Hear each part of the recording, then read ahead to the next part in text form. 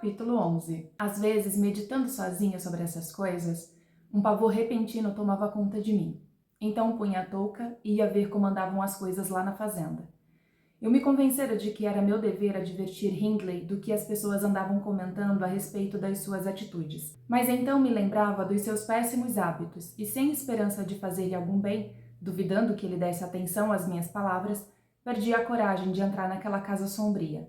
Certa vez, quando ia para Gimmerton, saí do meu caminho e passei pelo antigo portão. Foi mais ou menos na época da narrativa que chegamos agora. A tarde estava luminosa e gelada, a terra nua, a estrada dura e seca.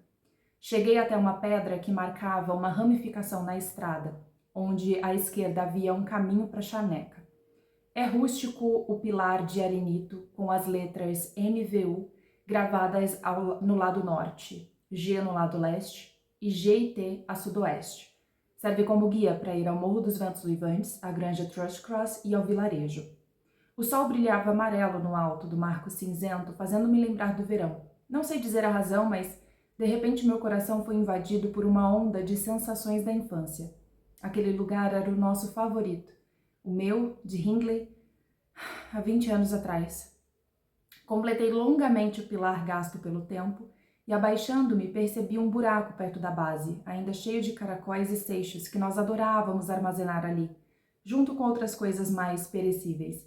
E tão nítido como se fosse real, pareceu-me ver o meu antigo colega de brincadeiras sentado na relva seca, a cabeça morena quadrada, inclinada para frente, e a mãozinha escavando a terra com um pedaço de ardósia. Pobre Hindley, exclamei de modo involuntário. Então me assustei. Meus olhos me enganavam, fazendo-me crer que a criança levantava o rosto e me olhava fixamente. Desapareceu num piscar de olhos, mas senti um anseio irresistível de ir até o morro. A superstição me obrigou a seguir esse impulso, com medo de que ele pudesse estar morto, ou que viesse a morrer em breve. Acreditava que aquilo era um aviso de morte. Quanto mais me aproximava da casa, mais agitada eu ficava, e quando avistei, tremia dos pés à cabeça. A aparição me precedera. Estava de pé olhando através do portão, ou foi o que pensei, ao avistar um menino de olhos castanhos parecendo um duende, com o rosto corado encostado às grades. Refletindo um pouco, dei-me conta de que deveria ser Harrington, o meu Harrington, que não mudara muito desde que eu o deixara 10 meses antes. Deus te abençoe, meu querido, exclamei, esquecendo num momento os meus medos tolos. Harrington, sou eu, Nelly, a tua ama. Ele se afastou para longe do alcance do meu braço e apanhou uma pedra. Vim para ver o teu pai, Harrington, acrescentei, vendo pela sua atitude que, se ele guardava na memória a lembrança de Nelly, não a reconhecer em mim. Harrington levantou a pedra para atirá-la. Comecei a falar, tentando acalmá-lo, mas não pude deter-lhe a mão. A pedra atingiu a minha touca. Então os lábios do menino passaram a balbuciar uma torrente de maldições e, quer as compreendesse ou não, ele as dizia com ênfase, o que distorcia os seus traços infantis numa chocante expressão de malignidade. O senhor pode ter certeza, Sr. Lockwood, de que isso me entristeceu mais do que me irritou, a ponto de chorar. Peguei uma laranja do bolso, ofereci ao menino, tentando apaziguá-lo. Ele hesitou e depois arrancou-a da minha mão como se temendo que eu fosse apenas tentá-lo para depois desapontá-lo. Mostrei-lhe outra laranja, segurando-a fora do seu alcance. Quem te ensinou essas lindas palavras, meu menino? Indaguei. Foi o pastor? Maldito pastor, e tu também. Dá-me isso, retrucou a criança. Conte-me onde aprendeu essas coisas e eu te dou a laranja, disse eu. Quem é teu mestre? O diabo do papai, foi a sua resposta. E o que é que aprendes com teu papai? Continuei.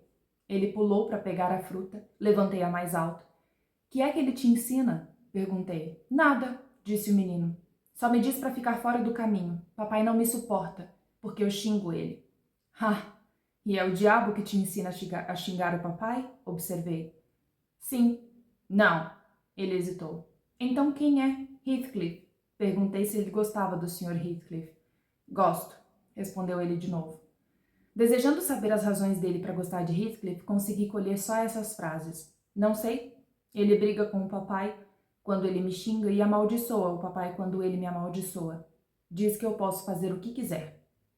Então o pastor não te ensina a ler e escrever? Continuei. Não, me disseram que vão quebrar os dentes do pastor se ele pisar na soleira da porta. Foi o Heathcliff que prometeu. Eu lhe pus a laranja na mão e pedi que fosse dizer ao pai que uma mulher chamada Nelly Dean esperava para falar com ele, no portão do jardim. Ele subiu pelo caminho e entrou na casa, mas em vez de Hindley, foi Heathcliff que apareceu na porta. Dei meia volta no mesmo instante e corri estrada abaixo o mais depressa que pude, e não parei até chegar ao marco de pedra. Estava tão assustada como se tivesse despertado um demônio. Isso não tem muita ligação com o caso da senhorita Isabella, a não ser que me levou a tomar a decisão de manter estrita vigilância e fazer o que pudesse para evitar que essa má influência se espalhasse pela granja, mesmo que isso desencadeasse uma tempestade dentro de casa, ao contrariar a vontade de Sra. Linton.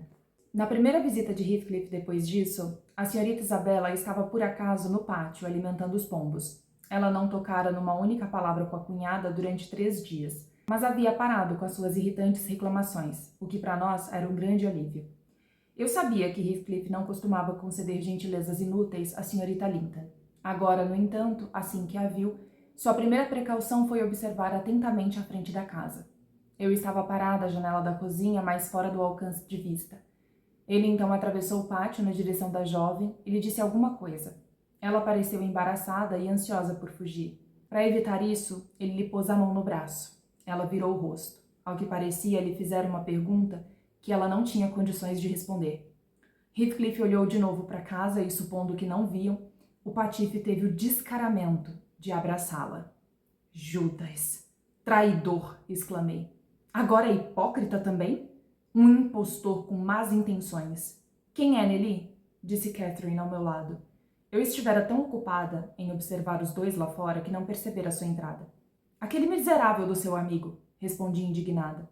O patife que agora está se escondendo ali. Ele nos viu, afinal. Está entrando. Quero saber se ele tem coragem de achar uma desculpa plausível para andar de amores com a senhorita Isabella depois de dizer que a detestava. A senhora Linton viu Isabella desvencilhar-se do abraço e correr para o jardim.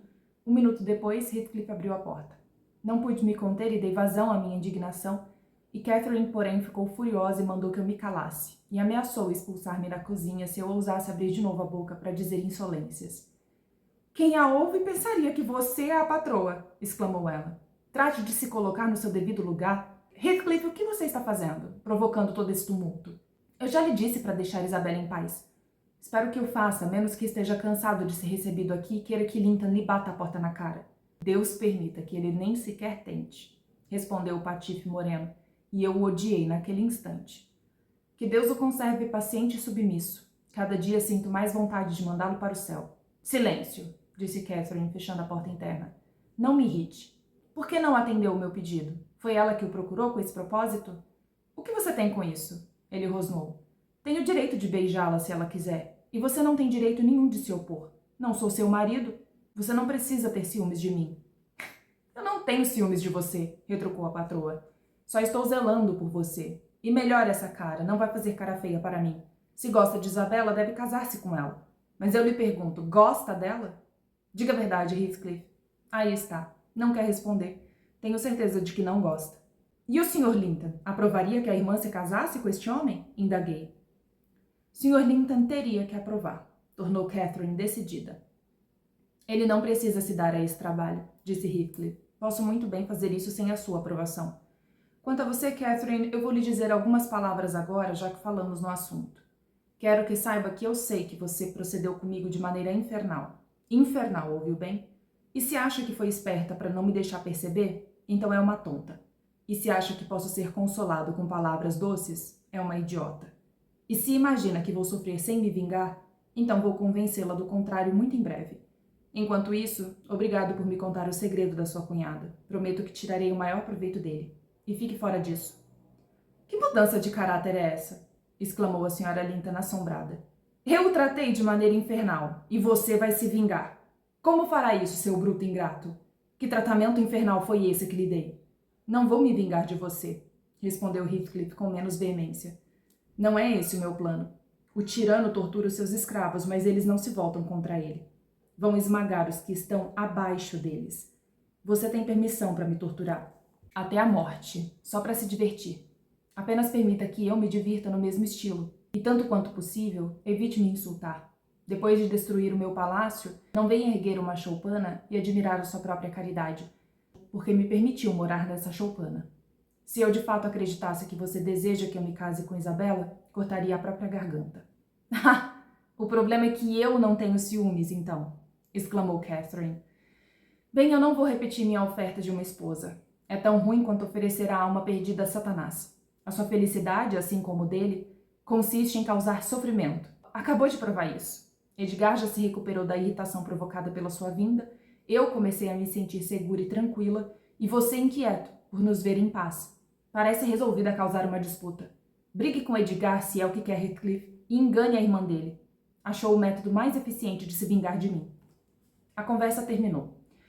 A senhora Linton sentou-se junto ao fogo, agitada e sombria. O demônio que estava no seu serviço tornava-se cada dia mais intratável. Já não conseguia acalmá-lo nem contê-lo. Heathcliff ficou de pé junto à lareira, de braços cruzados, ruminando seus pensamentos maus. Deixei-os nessa posição e saí à procura do patrão. O Sr. Linton estava se perguntando o que mantinha Catherine lá embaixo por tão longo tempo. Ellen, disse ele quando entrei. Viu sua patroa? Sim, ela está na cozinha, senhor, respondi. E está muito aborrecida com o comportamento do Sr. Heathcliff. Eu acho, na verdade, que já está na hora de organizar as suas visitas de outro modo. Fizemos mal em ser tão gentis, e agora chegamos a isso. Contei-lhe então a cena do pátio e fiz uma descrição tão fiel quanto pude da briga que se seguiu. Imaginei que isso não poderia ser muito prejudicial à Sra. Linton, a menos que ela mesma se prejudicasse depois assumindo a defesa do amigo. Edgar Linton teve dificuldade para me ouvir até o final. Suas primeiras palavras revelavam que não isentava a esposa de culpa. Isso é inaceitável, ele exclamou. É uma desgraça que ela o tenha tomado como amigo e me forçado a aceitar a sua companhia. Traga 2 homens até o corredor, Ellen. Catherine não deve demorar mais discutindo com esse rufião desprezível. Eu já fui indulgente demais com ela. Ele desceu e, mandando os criados esperarem no corredor, foi para a cozinha, seguido por mim. Cath e Heathcliff haviam recomeçado a sua acalorada discussão. A Sra. Linton, pelo menos, ralhava com redobrado vigor, e Heathcliff se retirara para a janela de cabeça baixa, talvez assustado com a violenta repressão de Catherine. Ele foi o primeiro a ver o patrão, e fez um movimento apressado para que ela se calasse. Ela obedeceu abruptamente ao descobrir a razão do seu sinal. — O que é isso? Disse Linton, dirigindo-se a Catherine. Qual é a sua noção de decoro para permanecer aqui depois da linguagem com que esse patife lhe falou? Creio que nem se importou, já que essa é a linguagem habitual dele. Está acostumado à sua baixeza e talvez imagine que eu também possa me acostumar. Esteve escutando a porta, Edgar? Perguntou a patroa num tom deliberadamente calculado para provocar o marido, e que demonstrava o seu desprezo e indiferença pela irritação dele. Heathcliff, que levantara os olhos ao ouvir as palavras de Linton, sorriu com ironia para Catherine, ao que parecia com o fim de atrair para si a atenção de Sr. Linton. Foi bem sucedido, mas Edgar não pretendia entretê-lo com quaisquer arroubos de cólera. Até agora eu tenho sido tolerante com o senhor, ele disse com toda a calma. Não por ignorar o seu caráter miserável e degradado, mas por acreditar que o senhor só em parte seja responsável por ele. E como Catherine desejava manter a sua amizade, eu consenti. Mas fui muito tolo. A sua presença é um veneno moral que contaminaria os mais virtuosos. Por causa disso, e para evitar consequências piores de agora em diante, o senhor está proibido de entrar nessa casa. E esteja ciente que exijo a sua partida imediata. Se demorar mais de 3 minutos, sairá de forma involuntária e infamante. Heathcliff mediu a altura e a força do interlocutor com um olhar cheio de escárnio. Cathy, esse seu cordeirinho profere ameaças como um touro, disse ele. Corre o risco de quebrar a cara contra os meus punhos. Por Deus, Sr. Linton, sinto imensamente, mas o senhor não é digno nem de ser derrubado. Sr. Linton olhou para o corredor e me fez sinal para chamar os homens. Não tinha nenhuma intenção de se arriscar numa disputa pessoal. Obedeci. A Sra. Linton, porém, suspeitando de algo, seguiu-me, e quando tentei chamá-los, ela me puxou, bateu à porta e trancou-a. Os meios devem ser justos, disse ela, em resposta ao olhar de irada surpresa do marido. Se você não tem coragem de atacá-lo, peça desculpas ou deixe que ele o vença. Isso o ensinará a não fingir ter mais coragem do que tem. Não, eu vou engolir a chave antes que consiga tirá-la de mim. Essa é a bela recompensa que eu recebo pela minha bondade com os dois. Depois da minha constante indulgência com a natureza fraca de um e a natureza má do outro, recebo em troca 2 amostras da ingratidão mais cega, estúpida, até o absurdo. Edgar, eu estava defendendo a você e aos seus. E desejo que Heathcliff o espanque, até deixá-lo doente por ter ousado pensar mal de mim. Não foi preciso nenhuma pancada para produzir esse efeito no meu patrão. Ele tentou arrancar a chave das garras de Catherine e ela, para evitá-lo, arremessou a chave bem no meio do fogo. No mesmo instante, o Sr. Edgar teve um tremor nervoso e seu rosto tornou-se mortalmente pálido. Nem se lutasse por sua vida seria capaz de evitar aquele excesso de emoção. A angústia e humilhação juntas subjugaram-no por completo. Apoiou-se no espaldar da cadeira e cobriu o rosto com as mãos. Meu Deus do céu! Num tempo antigo, isso lhe valeria o título de cavaleiro, exclamou a Sra. Linton. Fomos derrotados. Fomos derrotados. Heathcliff seria tão capaz de levantar um dedo contra você quanto o rei de comandar o seu exército contra uma colônia de ratos. Anime-se, ninguém vai feri-lo. Não, você não parece um cordeiro, mas um filhote de lebre. Desejo que seja feliz com esse covarde que tem leite nas veias em vez de sangue, Cathy, disse Heathcliff. Cumprimento-a pelo bom gosto. E foi esse medroso, esse fracote, que você preferiu a mim. Não vou usar as mãos contra ele, mas ficaria muito satisfeito em lhe dar um pontapé. Ele está chorando ou vai desmaiar de medo? Então se aproximou e deu um puxão na cadeira em que Linton estava. Seria melhor se tivesse mantido a distância. O patrão pulou depressa e golpeou em cheio na garganta. Um soco que teria derrubado um homem mais fraco. Isso deixou Heathcliff sem fôlego por 1 minuto. E enquanto ele tossia, o Sr. Linton saiu para o jardim pela porta dos fundos, e dali foi para a entrada da casa. Aí está. Acabaram-se as suas visitas aqui, exclamou Catherine. Agora vá embora. Ele vai voltar com um par de pistolas e meia dúzia de ajudantes. Se ele nos escutou, é claro que nunca o perdoará. Você me arrumou uma encrenca, Heathcliff. Mas vá, apresse-se. Prefiro ver Edgar aflito do que você. Acha que irei embora com esse soco queimando na minha garganta? Trovejou ele.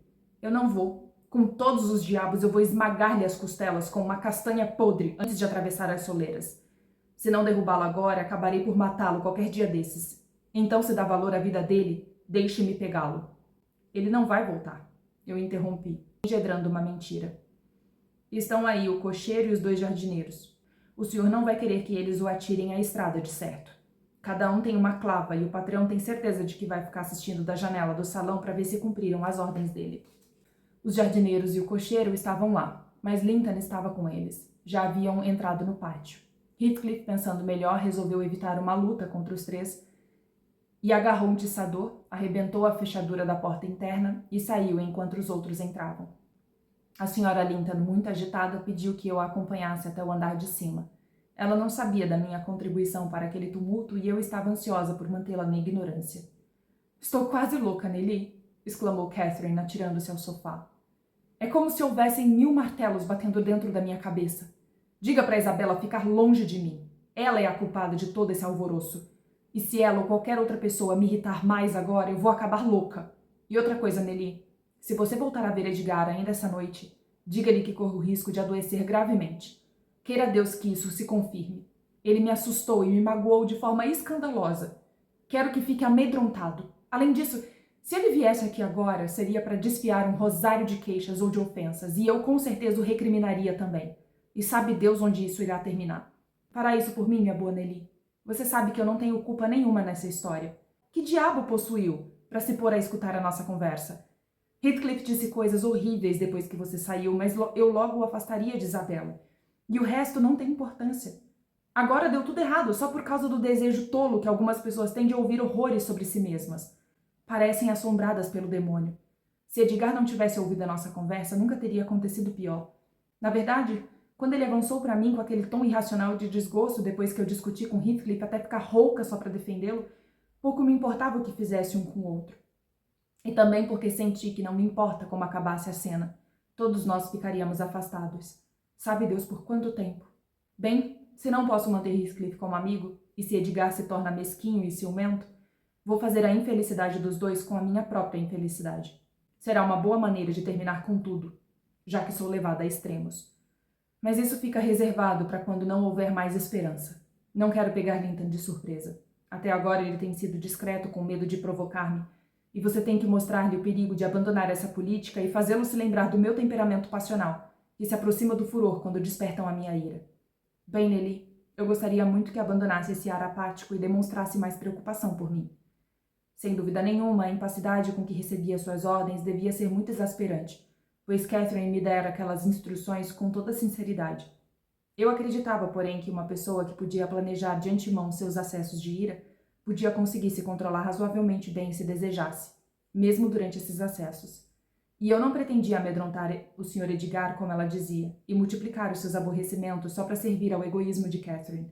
Por isso, não disse nada, quando vi o patrão voltando para a sala, mas tomei a liberdade de voltar para ouvir se eles iriam retomar a discussão. E ele foi o primeiro a falar. Fica onde está, Catherine, disse ele sem qualquer raiva na voz, mas num tom de triste desânimo. Eu não vou ficar. Não vim para discutir nem para fazer as pazes. Só quero saber se depois dos acontecimentos dessa tarde você pretende continuar a sua intimidade com... por compaixão, interrompeu a patroa batendo o pé. Por compaixão, não vamos falar mais disso. Você tem um sangue frio que não pode ser transformado em calor. Suas veias estão cheias de água gelada, mas as minhas estão fervendo, e ver tanta frieza as faz saltar. Se quer se ver livre de mim, responda a minha pergunta, insistiu o Sr. Linton. É imprescindível que me responda, e essa violência não me assusta. Descobri que você pode ser tão estoica quanto qualquer um, quando lhe agrada. Vai renunciar a Heathcliff daqui por diante, ou vai renunciar a mim? É impossível ser minha amiga e amiga dele ao mesmo tempo. E eu exijo saber qual é a sua escolha.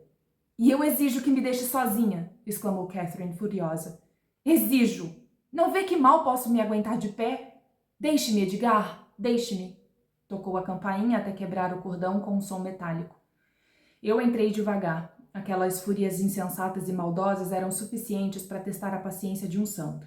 Cathy estava lá, batendo a cabeça contra o braço do sofá e rangendo os dentes de tal forma que dava a impressão de querer transformá-lo em lascas. Sr. Linton estava de pé, olhando-a, e de repente arrependido e temeroso. Pediu-me que fosse buscar um pouco de água. Ela não tinha fôlego sequer para falar. Eu trouxe um copo cheio e, como ela não quisesse beber, borrifei-lhe o rosto. Num instante ela se estirou rígida e revirou os olhos, enquanto as faces brancas, lívidas, assumiam o aspecto de um cadáver. Linton parecia aterrorizado. Não tem importância alguma, sussurrei. Não queria que ele cedesse, embora no fundo do coração sentisse um pouco de medo.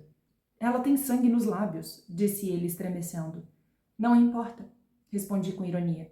E lhe contei como ela tinha decidido, antes da sua vinda, fazer uma cena de ataque de nervos. Por descuido fiz o relato em voz alta e ela me ouviu.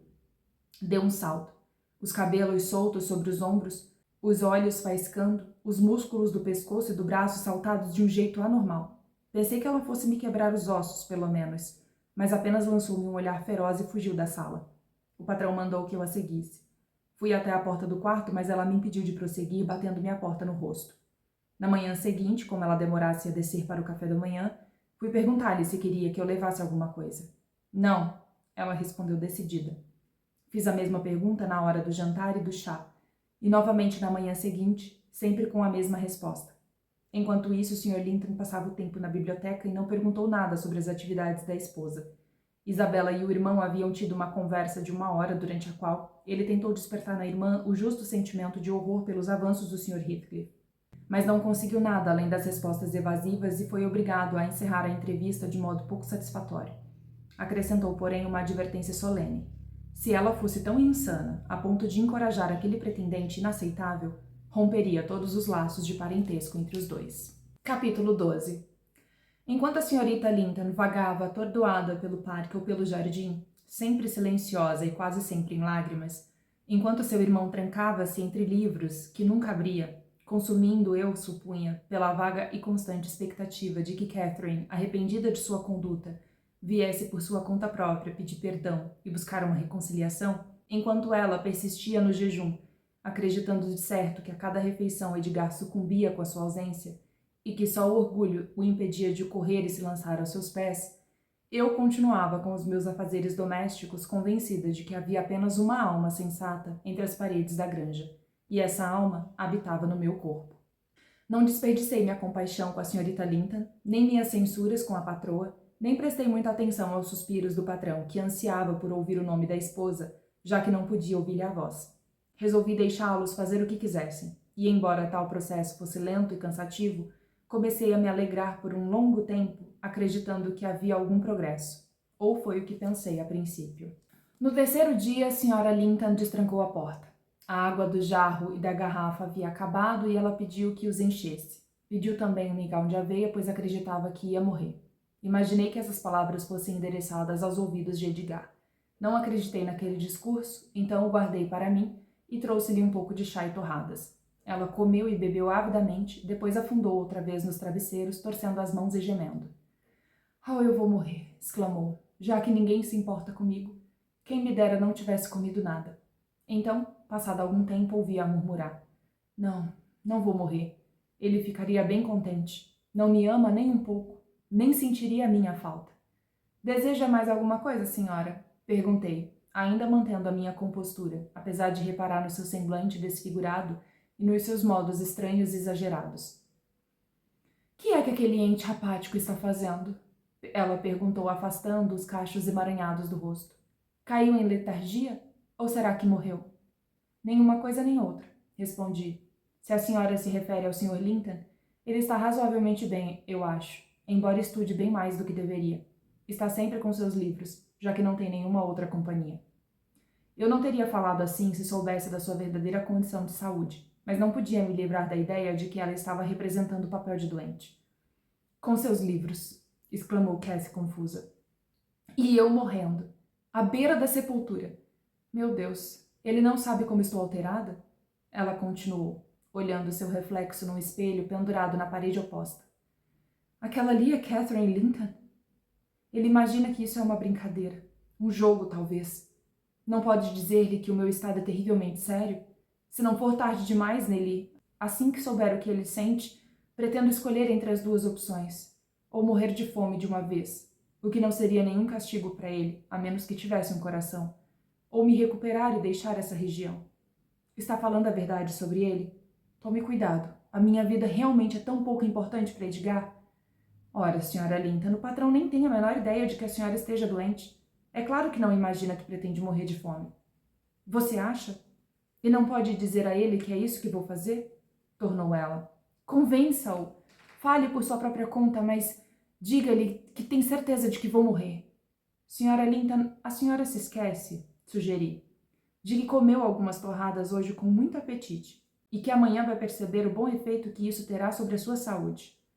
"Se eu apenas tivesse certeza de que minha morte o mataria", ela interrompeu. "Matava-me agora mesmo. Não fechei os olhos por um momento sequer durante essas noites terríveis. Oh, foi um tormento. Fui assombrada, Nili. Mas começo a ver que você não gosta de mim." "Que estranho. Pensei que, apesar de todos se odiarem e desprezarem uns aos outros, não poderiam deixar de me amar." E em poucas horas, todos viraram inimigos. Sim, inimigos, eu tenho certeza. E falo de todas as pessoas dessa casa. Como é triste enfrentar a morte cercada por esses rostos frios. Isabela apavorada e enojada, com medo de entrar no meu quarto, pois seria terrível demais assistir à morte de Catherine. E Edgar de pé, com ar solene, esperando que tudo termine, e depois rezando e dando graças a Deus por ver a paz restaurada em sua casa, e voltando para os seus livros. Por tudo que é mais sagrado, por que ele resolveu se enfiar no meio dos livros quando estou morrendo?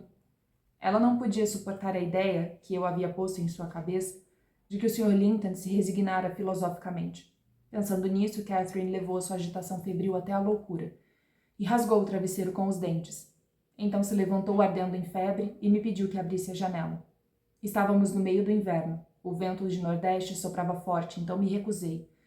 Mas tanto a expressão do seu rosto quanto as suas mudanças de humor começavam a me alarmar terrivelmente, e trouxeram-me a lembrança da sua antiga doença e a proibição do médico de que ela fosse contrariada. No minuto anterior, ela estava furiosa, e agora, apoiando-se no braço e sem tomar conhecimento da minha recusa em obedecê-la, parecia se divertir como uma criança, puxando as penas do travesseiro pelo buraco que fizera, colocava-as sobre o lençol e, classificando-as em diferentes espécies, a sua mente vagava em outra direção. "Essa é de peru", murmurava para si mesma. "Essa é de pato selvagem e essa é de pombo. Ai, colocam penas de pombo nos travesseiros. Não me admira que eu não possa morrer. Vou lembrar de jogá-la ao chão quando me deitar. Aqui está uma de galo silvestre e essa aqui, eu a reconheceria entre mil, é de abibe. Que lindo pássaro, voa sobre as nossas cabeças quando estamos na charneca. Ele queria ir para o ninho, pois as nuvens eram grossas, prenunciando chuva. Essa pena foi apanhada do chão. A ave não foi morta. Nós vimos o seu ninho no inverno, cheio de pequenos esqueletos. Heathcliff colocou uma armadilha em cima, e os pais não ousaram se aproximar. Depois disso, eu o fiz prometer que nunca mais mataria um Habib, e ele nunca mais matou. Sim, aqui tem mais penas. Será que ele atirou nos meus Habibs, Nelly? Alguma delas é vermelha? Deixe-me ver. Pare com essa criancice, interrompi, afastando o travesseiro e virando os buracos para o colchão, pois ela estava removendo o enchimento aos punhados. Deite-se e feche os olhos. A senhora está delirando. Que bagunça! A penugem está flutuando no ar, até parece neve. E comecei a andar, de um lado para o outro, recolhendo as penas. Nelly, estou vendo você muito velhinha, continuou ela sonhadora, com os cabelos grisalhos e os ombros curvados. Essa cama é a Gruta das Fadas, debaixo dos rochedos Penistone, e você está apanhando flechas encantadas para ferir as nossas novilhas. E enquanto estou perto, finge que são apenas flocos de lã. É assim que você vai ficar daqui 50 anos, mas sei que não está agora desse jeito. Não estou delirando, você se engana. Você não acreditaria que você fosse de fato aquela bruxa encarquilhada, e que eu de fato estava debaixo dos rochedos Penistone. Mas tenho consciência de que é noite, e que há 2 velas acesas sobre a mesa, e que fazem o guarda-roupa preto brilhar com azeviche. O guarda-roupa preto? Onde está ele? Perguntei. Está falando dormindo. Está encostado na parede, onde sempre esteve, respondeu Cathy. E parece estranho. Tem um rosto ali. Não há nenhum guarda-roupa neste quarto, e nunca houve, disse eu, voltando à minha cadeira e levantando o cortinado para poder vê-la.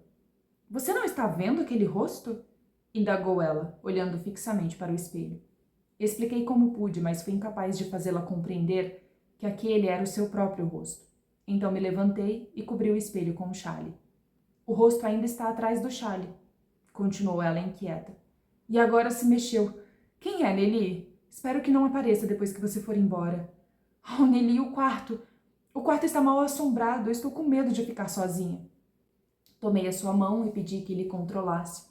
Seu corpo fora sacudido por uma sucessão de tremores, e ela continuava, esticando-se para olhar o espelho. Não há ninguém ali, insisti. É a senhora mesma, senhora Linton, já sabe disso. Eu mesma, disse ela, a voz sufocada. E o relógio está batendo às 12, é verdade, então. Isso é terrível. Puxou com força os lençóis e usou-os para cobrir os olhos. Tentei esgueirar-me pela porta com a intenção de chamar o seu marido, mas tive que voltar a ouvir um grito agudo e penetrante. O xale havia caído.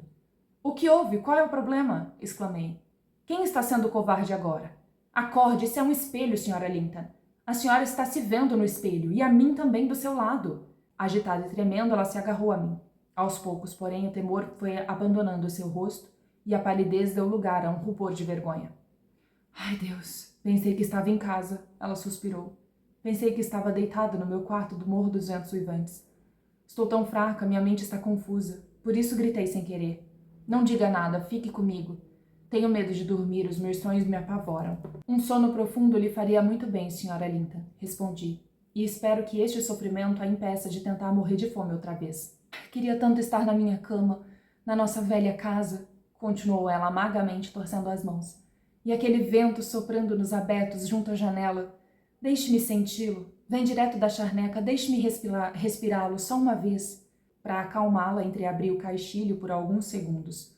Uma rajada fria entrou no quarto, fechei a janela e voltei ao meu lugar. Ela estava imóvel, o rosto banhado em lágrimas. A fraqueza do corpo dominara inteiramente o seu espírito. Nossa impetuosa Catherine não era mais do que uma criança chorosa. Quanto tempo faz que me tranquei aqui? Perguntou ela, revivendo de repente. Foi na segunda-feira à tarde, respondi. E hoje é a noite de quinta. Ou melhor, manhã de sexta. Da mesma semana? Exclamou Cathy. Tão pouco tempo assim? É tempo bastante para alguém viver apenas de água fria e mau humor, observei. Bem, parece que se passaram muitas horas, murmurou ela em dúvida. Deve ter sido mais. Lembro-me que estive na sala após a discussão dos dois, que Edgar me provocou cruelmente e que corri desesperada para esse quarto. Assim que tranquei a porta, a escuridão tomou conta de mim e caí no chão. Não pude explicar a Edgar como me sentia, certa de que teria um ataque ou ficaria louca se ele continuasse a me provocar. Não podia dominar a minha língua nem a minha cabeça e ele talvez não adivinhasse a minha angústia. Tive forças apenas para tentar escapar dele e da sua voz. Antes que me recuperasse o suficiente para ver e ouvir, já estava amanhecendo. Vou lhe contar o que pensei, Nelly, e o que continuava na minha cabeça até que fiquei com medo de perder a razão. Enquanto jazia ali com a cabeça contra a perna da mesa e os olhos discernindo vagamente o quadrado cinzento da janela, pensei que estava fechada na minha cama de painéis de carvalho lá na casa. Sentia o coração doído com alguma grande aflição que não conseguia recordar. Depois acordei. Tentei de todo jeito descobrir o que poderia ser e, coisa estranha, os últimos 7 anos da minha vida desapareceram por inteiro. Eu não conseguia me lembrar deles de jeito nenhum. Eu era uma criança, meu pai foi enterrado há pouco tempo, e a minha infelicidade vinha da separação entre eu e Heathcliff, ordenada por Hindley. Fiquei sozinha pela primeira vez, e ao despertar de um leve sono depois de chorar a noite inteira, levantei a mão para abrir os painéis e dei com o tampo da mesa. Senti o tapete sob mim, e então minha memória voltou. Minha angústia recente transformou-se num paroxismo de desespero. Não sei o que dizer, porque senti uma aflição tão terrível. Devia ser alguma confusão passageira, pois mal havia motivo. Mas supunha que aos 12 anos eu fosse arrancada do Morro dos Ventos Uivantes e dos meus primeiros afetos, assim como a da pessoa mais importante da minha vida, que era Heathcliff naquela época. E de repente fosse transformada em Sra. Linton, a senhora da granja Thrushcross, a esposa de um estranho, uma exilada, uma proscrita, dali por diante de tudo que antes fora do meu mundo. Agora você pode ter uma ideia do abismo para o qual foi arrastada. Pode sacudir a cabeça o quanto quiser, Nelly, mas você ajudou a me desterrar. Você devia ter falado com Edgar, devia mesmo, e tê-lo convencido a me deixar em paz. Estou ardendo. Queria estar lá fora, queria ser de novo uma menina meio selvagem, impetuosa e livre, rindo dos problemas em vez de me deixar enlouquecer por eles. Por que eu mudei tanto? Por que meu sangue corre apressado por umas poucas palavras? Eu estou certa de que voltaria a ser eu mesma se voltasse para a charneca lá nas colinas. Abra a janela outra vez, Nelly. Escancare-a e deixe-a aberta. Apresse-se. Por que está aí parada? Porque não quero que morra de frio, respondi. Não quer que eu tenha uma chance de viver, é o que quer dizer, disse Cathy de mau humor. Não estou tão fraca, afinal. Eu mesma abrirei. E deslizando da cama antes que eu pudesse impedi-la, atravessou o quarto com um passo incerto e abriu a janela e debruçou-se para fora, pouco se importando com o ar gelado que lhe cortava os ombros como uma faca. Implorei que voltasse para a cama e finalmente consegui forçá-la a sair dali, mas logo vi que o delírio lhe dava forças que ultrapassavam em muito as minhas. Convencera-me de que ela delirava, pelas suas ações e pelas palavras subsequentes. Não havia luar e tudo estava envolto numa névoa escura. Não havia luz em casa, longe ou perto. Todas se haviam apagado há muito tempo, e as luzes do Morro dos Ventos Uivantes não eram visíveis. Ainda assim, ela afirmou que as via brilhar. "Olhe!" exclamou ela ansiosa. "Aquele é o meu quarto, com uma vela acesa dentro, e as árvores ondulando ao lado de fora. E outra vela está no sótão de Joseph. Joseph fica acordado até tarde, não é? Ele está esperando que eu volte para casa para fechar o portão. Bem, ainda terá que esperar um pouco. É uma viagem penosa, ainda mais com um coração tão triste. E temos que passar pela igreja de Gimmerton no caminho. Nós enfrentamos os fantasmas juntos, muitas vezes, e desafiávamos um ao outro para ficar de pé nas sepulturas e chamar as almas penadas. Mas, Heathcliff, se eu desafiar agora, você ainda teria coragem? Se fizer isso, eu continuarei a sua amiga. Eu não vou ficar lá sozinha. Podem me enterrar debaixo de 12 pés e jogar areia por cima, mas não descansarei até que você esteja comigo. Nunca descansarei." Fez uma pausa, depois continuou com um sorriso estranho. "Ele está pensando, mas preferia que eu fosse até ele. Ache um jeito, então, mas não por aquele cemitério. Você é muito lento. Alegre-se, você sempre me seguiu." Percebendo que era inútil discutir com a sua loucura, eu pensava em como poderia alcançar alguma coisa para cobri-la, sem deixar de segurá-la. Não confiava nela sozinha junto à janela aberta. Quando, para minha consternação, ouvi um barulho na maçaneta da porta, e o Sr. Linton entrou.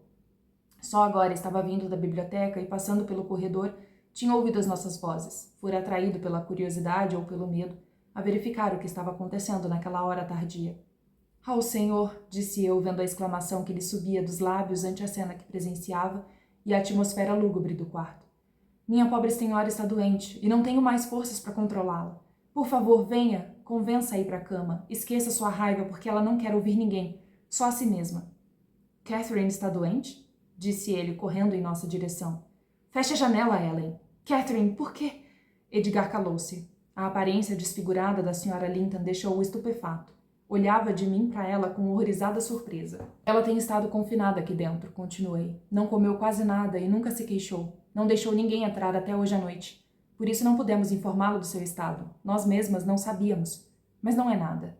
Senti que minhas explicações eram um tanto desajeitadas e o patrão franziu o senho. Não é nada, Ellen Dean, disse ele, severamente. E tomou a esposa nos braços, olhando-a com angústia. Terá que explicar com mais clareza por que me manteve na ignorância disso. No início, ela não deu sinal de reconhecer o marido. Ele era invisível, seus olhos alienados. O delírio, porém, ainda não se fixara. Não mais podendo contemplar a escuridão da noite, aos poucos Catherine voltou a atenção para Edgar e descobriu quem a segurava. Ah! Afinal apareceu, não é, Edgar Linton? Disse ela irada. Você é uma dessas coisas que sempre estão por perto quando a gente não quer, e quando são necessárias somem de vista. Suponho que vamos ter uma torrente de lamentações agora. Sim, estou vendo que sim. Mas não podem me manter longe da minha casa estreita lá em cima, do meu lugar de repouso, onde estarei antes que acabe a primavera. Escute bem, não me coloque entre os Lintons, debaixo da capela, mas ao ar livre, com um marco de pedra. E você pode escolher se vai para junto deles ou se fica comigo. Catherine, o que foi que fez? Começou o Sr. Edgar. Não significo mais nada para você? Então ama aquele infeliz do Heath... Quieto! Exclamou a Sra. Linton. Pare agora mesmo. Se mencionar esse nome de novo, eu termino com tudo nesse instante, saltando pela janela. Aquilo que tem nos braços agora é seu, mas a minha alma estará no alto daquela colina antes que possa tocar-me novamente. Eu não o quero, Edgar. Não preciso mais de você. Volte para os seus livros. Fico contente que tenha encontrado um consolo, pois tudo que teve de mim acabou. Ela está delirando, senhor, intervim. Tem falado bobagens a noite inteira, mas assim que tiver um tratamento adequado e tranquilidade, vai voltar ao que era. Daqui por diante temos que ter muito cuidado para não contrariá-la. Não quero mais os seus conselhos, respondeu o Sr. Linton. Você conhecia a natureza da sua patroa e me encorajou a exasperá-la. E não me deu a menor informação sobre o estado dela durante esses 3 dias. Foi muita falta de coração. Uma doença que durasse meses não causaria uma mudança tão grande. Comecei a me defender, achando muito ruim ser acusada pela maldade e impertinência alheias. Eu sabia que a Sra. Linton é teimosa e dominada por natureza, exclamei. Mas não sabia que o senhor desejava estimular o seu temperamento violento. Não sabia que para agradá-lo devia fingir que não reparo no Sr. Heathcliff. Cumpri com meu dever de criada fiel, contando ao senhor que agora recebo a paga que merece uma criada fiel. Bem, isso me ensinou a ter mais cuidado da próxima vez. Da próxima vez o senhor terá que descobrir por si mesmo. Da próxima vez que me vier com alguma história, deixará de trabalhar para mim, Ellen Dean, respondeu ele. Suponho que preferiria não ter sabido de nada daquilo, então, Sr. Linton, disse eu. Heathcliff tem sua permissão para vir cortejar a senhorita Isabela e aparecer aqui aproveitando qualquer ausência sua, com o fim de envenenar a patroa contra o senhor. Apesar de confuso, o espírito de Catherine mantinha-se alerta para acompanhar nossa conversa. Nelly, você me traiu, exclamou ela, de modo passional. Nelly é minha inimiga oculta, sua bruxa. Então anda procurando pedras encantadas para nos ferir. Solte-me e farei com que se arrependa. Vou fazê-la gritar de arrependimento. Uma fúria de loucura faiscava em seus olhos. Lutou, desesperada, para se libertar dos braços de Linton. Não me agradava prolongar essa situação. Decidindo buscar ajuda médica por minha conta própria, deixei o quarto. Ao passar pelo jardim para alcançar a estrada, num lugar da parede onde ficava um gancho para atrelar os cavalos, vi alguma coisa branca mover-se confusamente. Dava para perceber que não era o vento que a balançava. Apesar da minha pressa, parei para ver o que era, mesmo que depois ficasse na mente a ideia de que se tratava de uma criatura de outro mundo. Foi com enorme surpresa e perplexidade que descobri mais pelo tato do que pela visão a cadelinha da senhora Isabela, Fanny, pendurada por um lenço e quase no último suspiro. Num instante libertei o animalzinho e o larguei no jardim. Eu a tinha visto seguir a sua dona escada acima quando Isabela fora se deitar e me perguntava como o animal poderia ter parado ali e quem era o malvado que tratara daquele jeito. Enquanto desamarrava o nó preso no gancho, pareceu-me ouvir um insistente tropel de cavalos galopando a alguma distância. Mas havia tantas coisas ocupando minha mente que quase nem me dignei a pensar nisso, embora fosse um som estranho naquele lugar, às 2 da madrugada. Felizmente, quando cheguei à sua rua, o Sr. Kenneth acabava de sair de casa para ver um paciente na aldeia, e meu relato da enfermidade de Catherine levou-o a me acompanhar imediatamente. Era um homem sincero e rude, e não hesitou em manifestar a sua dúvida de que ela sobrevivesse a um segundo ataque, a menos que se mostrasse mais submissa em seguir as suas prescrições do que havia sido até então. Nelidin, disse ele, não posso deixar de pensar que há alguma causa externa para isso. O que anda acontecendo lá na granja? Ouvimos relatos estranhos aqui na cidade. Uma moça forte e vigorosa como Catherine não fica doente por uma bobagem. Isso não acontece com gente dessa espécie. É muito difícil que tenha febres ou coisas desse tipo. Como foi que começou? O patrão lhe contará tudo, respondi.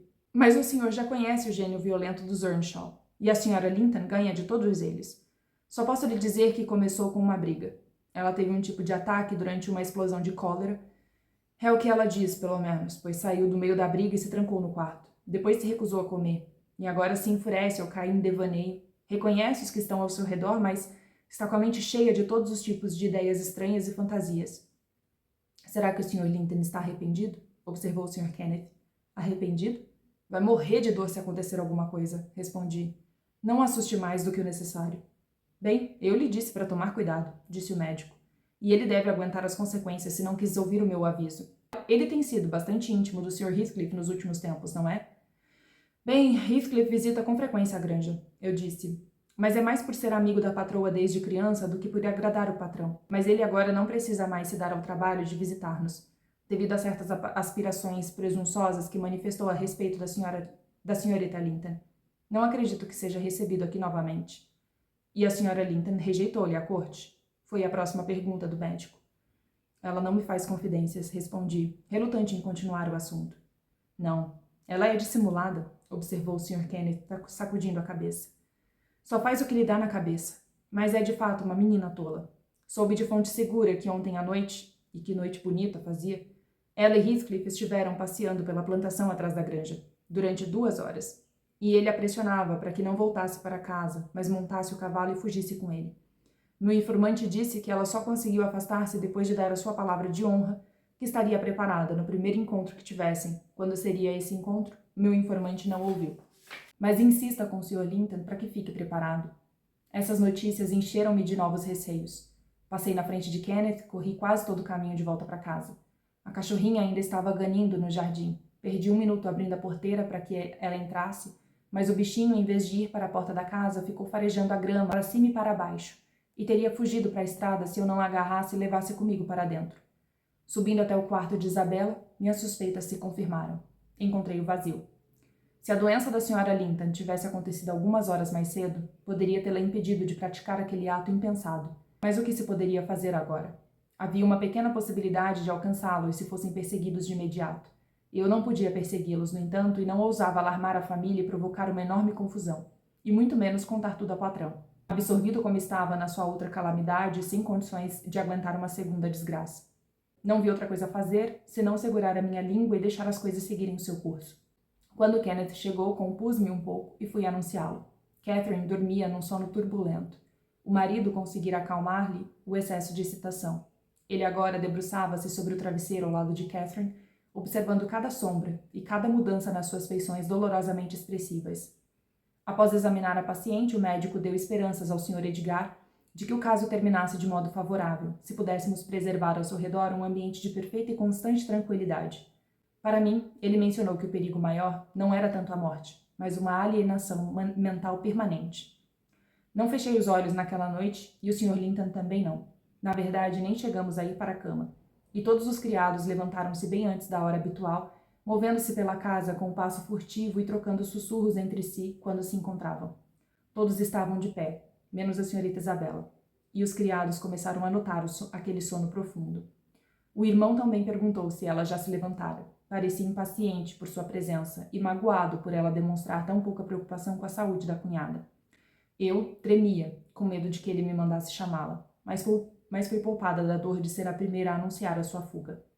Uma das criadas, uma menina desmiolada que fora a Gimmerton, logo cedo com alguma incumbência, subiu a escadaria ofegante, boquiaberta, e lançou-se no quarto adentro, gritando. Oh, meu Deus, o que mais vai acontecer? Patrão, patrão, a nossa jovem patroa! Pare com esse barulho! Exclamei furiosa com seus modos ruidosos. Fale baixo, Mary. Qual é o problema? Disse o Sr. Linton. O que aflige a senhorita Isabela? Ela se foi. Ela se foi. O Sr. Heathcliff fugiu com ela, arquejou a menina. Isso não é verdade? Exclamou Linton, levantando-se agitado. Não pode ser. Como uma ideia dessas entrou na sua cabeça? Vá procurar a Ellen. Isso é inacreditável. Não pode ser verdade. Enquanto falava, levou a criada até a porta. Tornou-lhe a perguntar, então, as razões que tinha para afirmar tal coisa. Bem, eu encontrei na estrada um rapaz que traz leite aqui. Ela gaguejou. E ele me perguntou se não havia um grande tumulto aqui na granja. Pensei que ele falava da doença da senhora e respondi que sim. Então ele disse, alguém foi atrás deles, de certo. Eu fiquei olhando sem entender. Ele viu que eu não sabia de nada, então contou que um cavalheiro e uma senhora tinham parado para pregar a ferradura de um cavalo na loja de um ferreiro, 2 milhas além de Gimmerton, não muito depois da meia-noite. E disse que a filha do ferreiro subiu para espiar quem era e reconheceu os dois imediatamente. E viu o homem, era Heathcliff. Ela tinha certeza, ninguém poderia se enganar com ele, aliás. Pôs um soberano na mão do pai dela como pagamento. A dama usava uma capa que lhe cobria o rosto, mas como pediu um gole de água, enquanto bebia, o capuz caiu, e ela conseguiu ver muito bem. Heathcliff segurava as rédeas dos 2 animais quando partiram, e então sumiram da vila, tão rápido quanto permitia a estrada ruim. A menina não disse nada ao pai, mas contou para toda Gimmerton nessa manhã. Eu corri e dei uma olhada no quarto de Isabela por mera formalidade. Ao retornar, confirmei a declaração da criada. O Sr. Linton tinha retomado seu lugar ao lado da cama. Quando entrei no quarto, ele levantou os olhos, entendeu o significado do meu rosto pálido e baixou os olhos sem dar uma ordem ou preferir uma palavra. Devemos tentar alguma coisa para alcançá-la e trazê-la de volta? Indaguei. O que vamos fazer? Ela foi por sua própria vontade, respondeu o padrão. Tinha o direito de ir se quisesse. Não me perturbe mais por causa dela. Daqui por diante será a minha irmã apenas no nome. Não sou eu que a renego. Ela é que me renegou. E isso foi tudo o que disse sobre o assunto. O Sr. Linton não fez nenhuma investigação posterior, nem mencionou mais o nome da irmã, exceto para me dizer que mandasse qualquer objeto da casa que pertencesse a Isabela para a sua nova residência, onde quer que fosse, e assim que eu soubesse onde era. Amigos. Espero que vocês estejam gostando dessa leitura. Comenta aqui embaixo o que você tem achado dessa história.